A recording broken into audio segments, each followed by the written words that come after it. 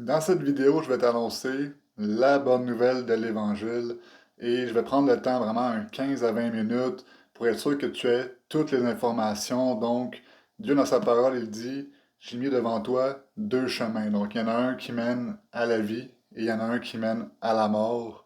Et donc, Dieu dit, fais le bon choix. Donc, ce que je veux, c'est vraiment que tu puisses avoir toutes les informations pour que tu puisses faire le bon choix.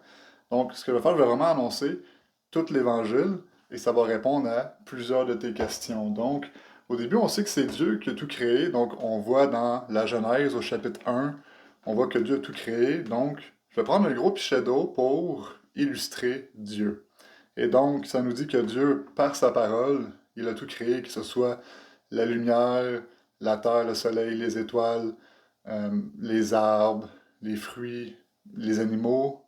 Mais ensuite, pour créer l'homme et la femme, il a dû venir lui-même en personne. Donc, au début, il a tout créé par sa parole, mais pour créer les êtres humains, il est descendu lui-même sur terre, il a pris ses mains, il a pris la terre, la poussière, l'argile, il a construit une statue, et là, je vais prendre ce verre d'eau-là pour représenter Adam. Et donc, ça nous dit qu'il a créé l'homme à son image, donc à l'image de Dieu. Donc cette statue-là ressemblait à Dieu, donc dans tout ce que Dieu a créé, que ce soit dans les cieux et sur la terre et parmi tous les anges, ce qui ressemble le plus à Dieu, c'est l'être humain. Et ça nous dit au début, en fait, qu'Adam, il était simplement une statue pour commencer.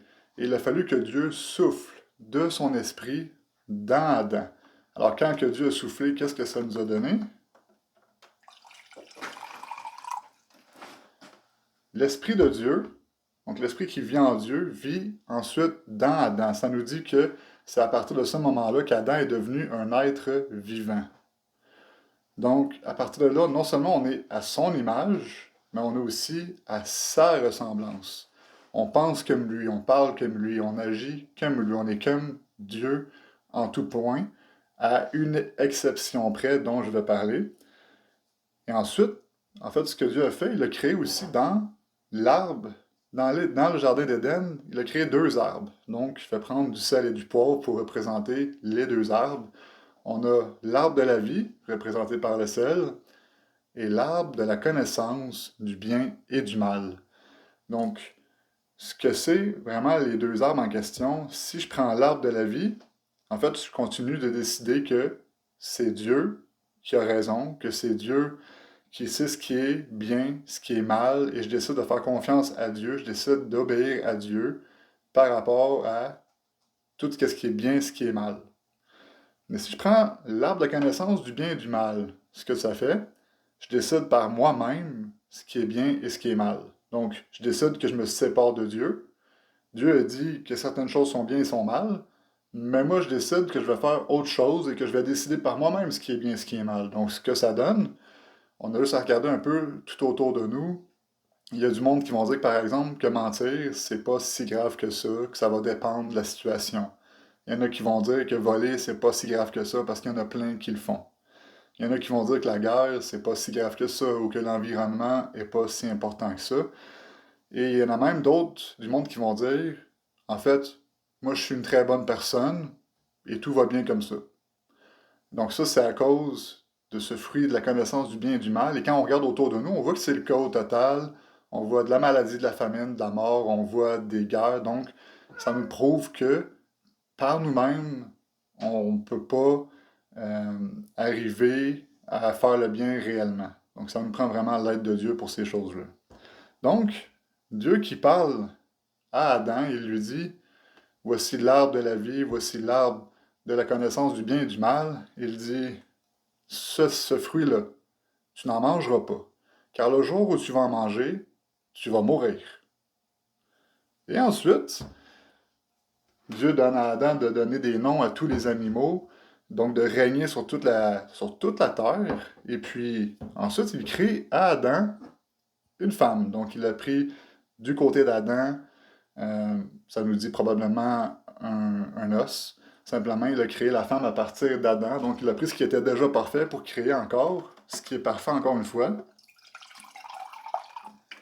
Et donc là, on se retrouve avec Adam et Ève. qui sont tous les deux à l'image et à la ressemblance de Dieu.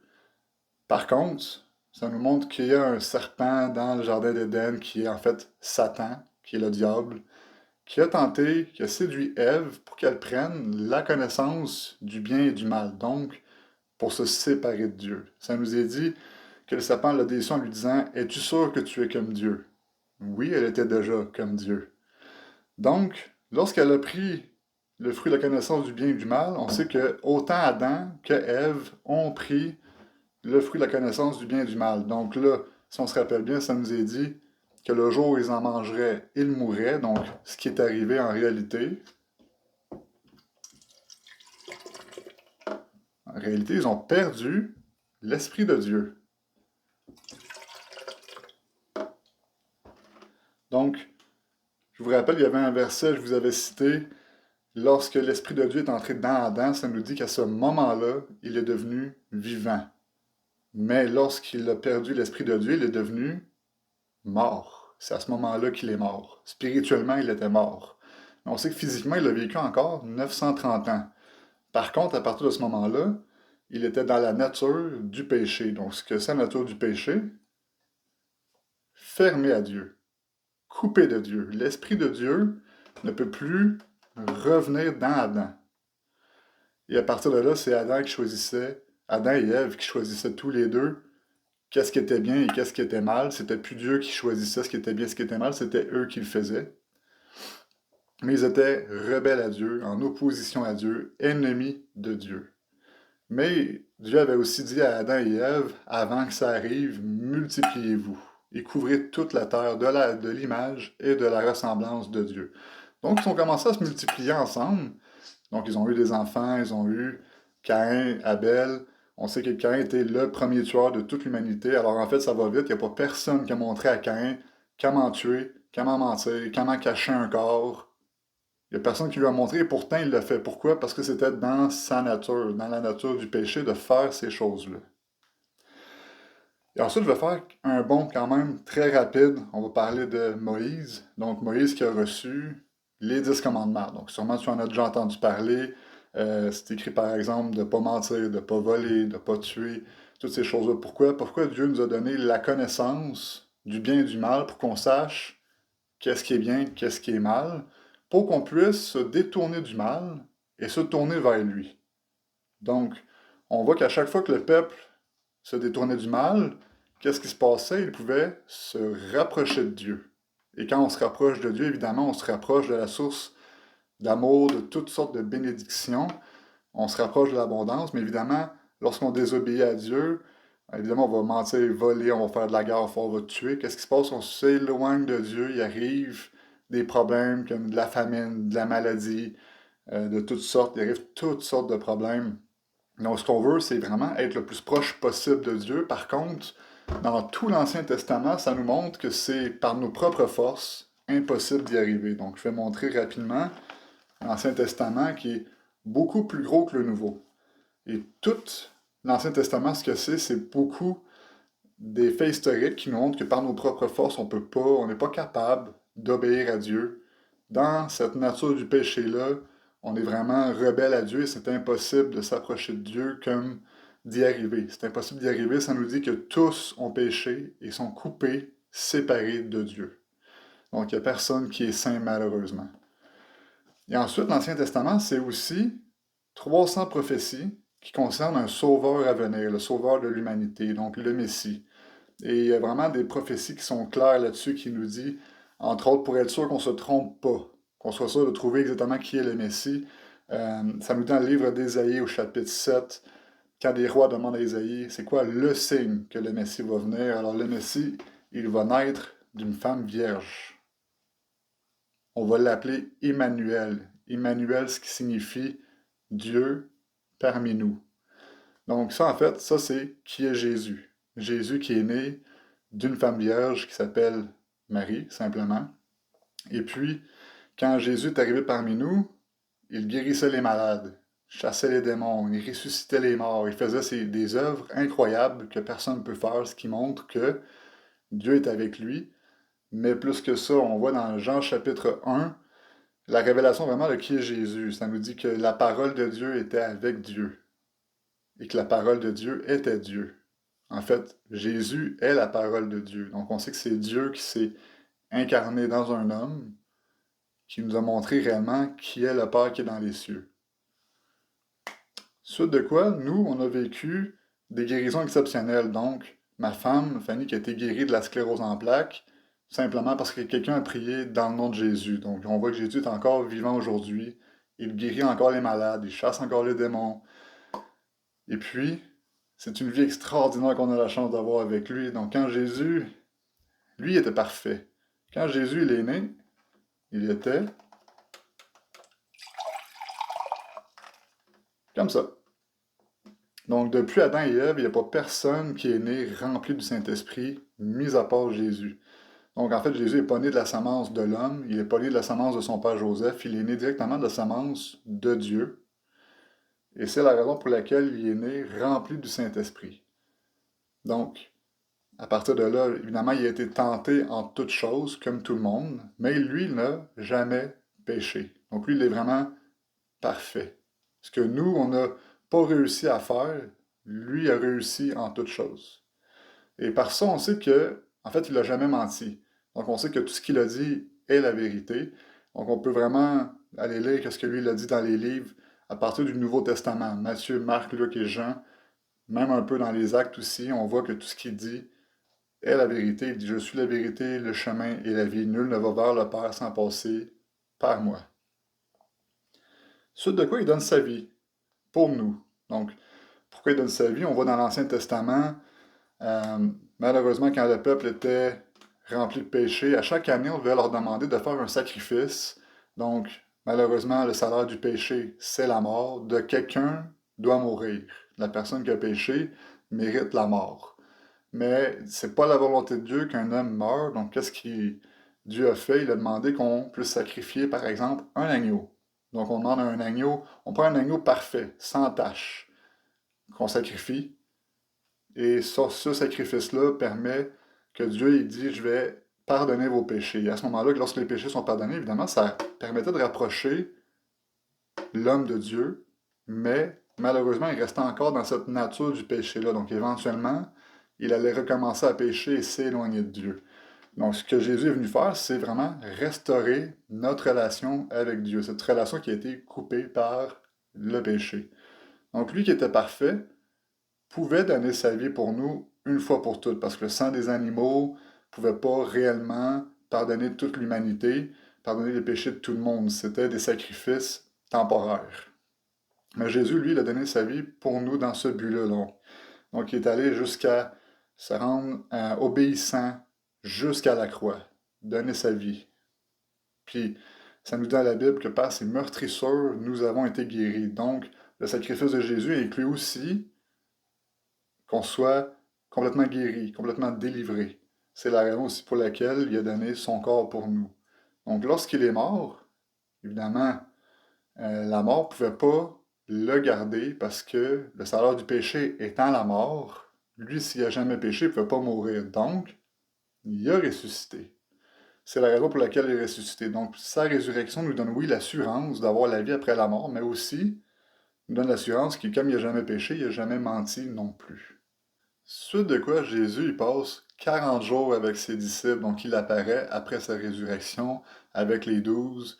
Ça nous dit qu'il a soufflé de son esprit sur eux, que ça a ouvert leur intelligence, donc pour qu'ils puissent vraiment bien comprendre les Écritures, pour qu'ils puissent vraiment bien saisir l'Évangile, qui est Jésus.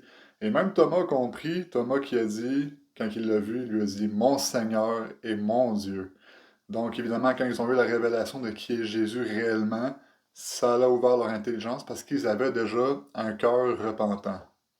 Et là, ensuite, 40 jours plus tard, Jésus qui leur dit d'attendre à Jérusalem le jour de la Pentecôte, là où ce que le Saint-Esprit les a baptisés. Donc, ils n'ont pas été seulement repentants et baptisés d'eau, ils ont aussi été baptisés par le Saint-Esprit, donc avec le signe du parler en d'autres langues. Et c'est à ce moment-là que Pierre donne le premier message de l'Église primitive. Donc, comment on fait pour être sauvé? On voit, c'est écrit dans le livre des Actes des Apôtres au chapitre 2 et au verset 38.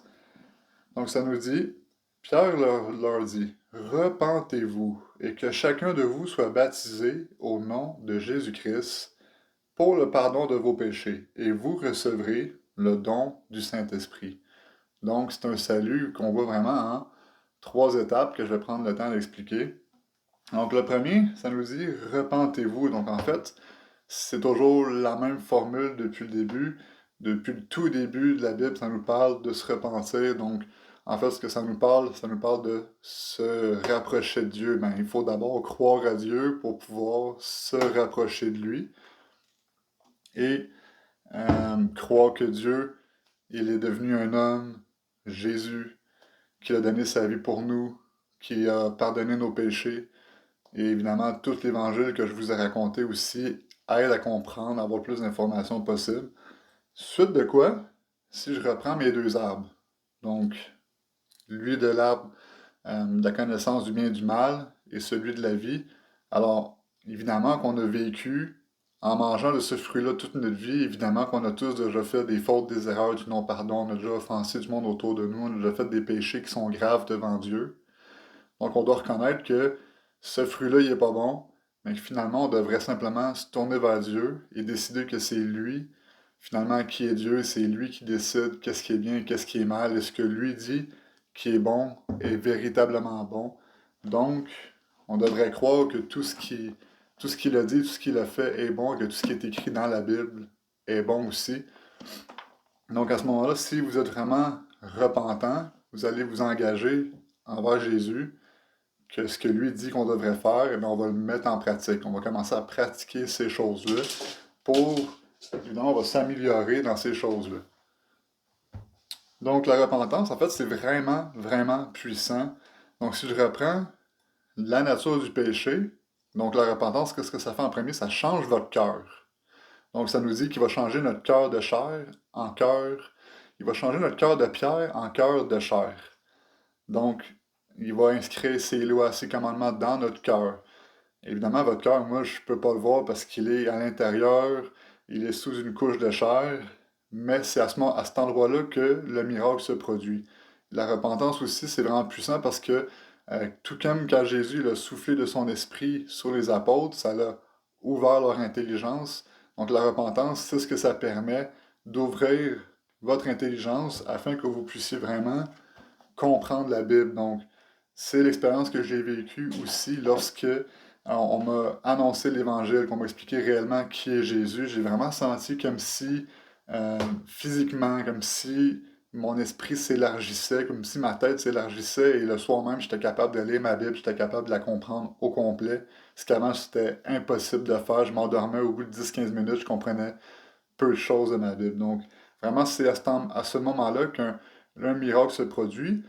Mais comment on fait pour savoir que quelqu'un est réellement repentant? Donc, si la personne me dit qu'il croit, puis qu'il me dit qu'il veut suivre Jésus, c'est bien. Mais pour ma part, je peux pas voir ton cœur. Je peux pas voir t'en es rendu où avec Jésus. Je peux pas voir si le miracle s'est réellement produit, le miracle de cette repentance-là. Donc, la manière qu'on va faire pour savoir si la personne est réellement repentante, elle va se faire baptiser dans l'eau. C'est le signe que oui, la personne est réellement née de nouveau, c'est qu'elle va se faire baptiser pour que ses péchés soient enlevés. Donc, si je reprends un peu, ça nous dit au chapitre 2, verset 38, ça nous dit repentez-vous, et ensuite que chacun de vous soit baptisé au nom de Jésus-Christ pour le pardon de vos péchés. Donc, je reprends ici. Le cœur maintenant est changé, mais vous avez encore votre nature du péché. Vous portez encore sur vous les péchés, toutes vos offenses, votre manque de pardon, toutes les fautes que vous avez faites dans le passé sont encore présentes. Vous les portez encore sur vous. C'est un fardeau qui est lourd à porter. Donc, quand vous allez voir vous faire baptiser dans l'eau, une immersion complète dans l'eau. Vraiment, on veut que cette ancienne vie-là, cette nature du péché, on veut qu'elle meure dans l'eau.